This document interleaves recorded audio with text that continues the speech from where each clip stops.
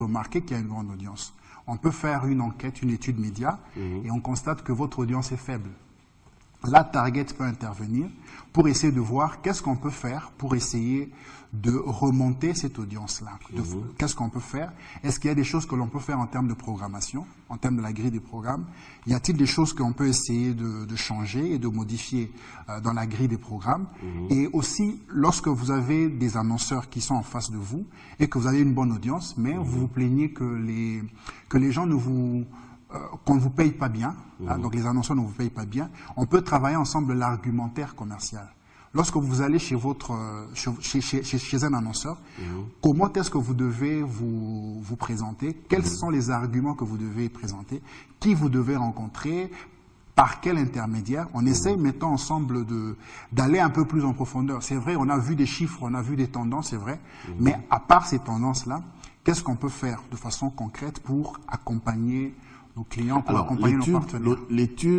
Votre étude d'audience, c'est vous qui décidez comme ça de mener des études d'audience sur les différents médias qui existent, ou bien il y a des gens ou des médias qui mettent leur argent en jeu pour connaître un tout petit peu où ils se situent? Bon, jusqu'à présent, depuis que Target a commencé, on n'a pas encore eu des médias qui ont commandé chez nous, parce que nous ne vendons pas les sondages.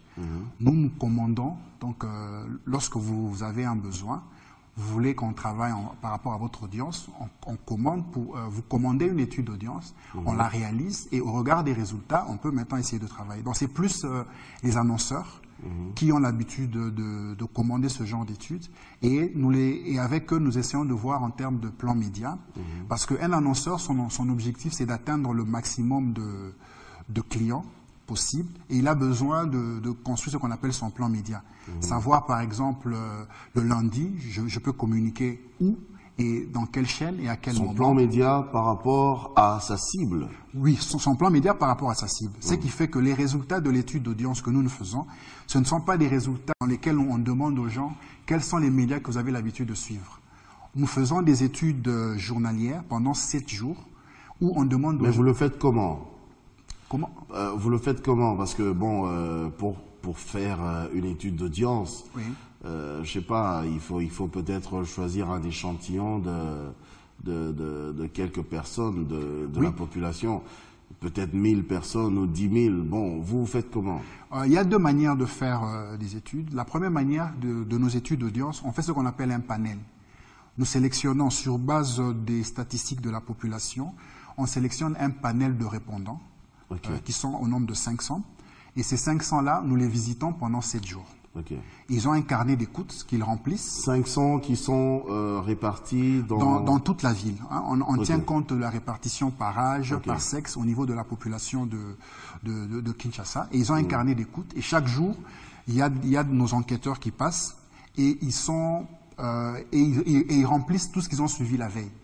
Et à l'issue de 7 jours, nous pouvons encoder, nous pouvons saisir ces éléments-là dans le questionnaire et dans l'ordinateur, et nous produisons maintenant les résultats journaliers. Jour après jour, quart d'heure après quart d'heure, on a la possibilité de voir comment est-ce que les courbes d'audience évoluent. Ok, donc avant d'évoluer, permettez-moi de poser des questions. Donc, ils ont des fiches, hein, ces 500 personnes ont des fiches, et dans ces fiches, il n'y a pas encore des questions. La seule question, c'est de savoir ce qu'ils ont suivi. Ils écrivent juste ce qu'ils ont suivi. Ce sont des carnets dans lesquels on dit hier c'était par exemple lundi. Avez-vous suivi la télévision? Si c'est oui, maintenant quelle télévision? On essaie de mettre des tranches horaires. Par exemple de 0h à 0h15. Donc on met quart d'heure après quart d'heure.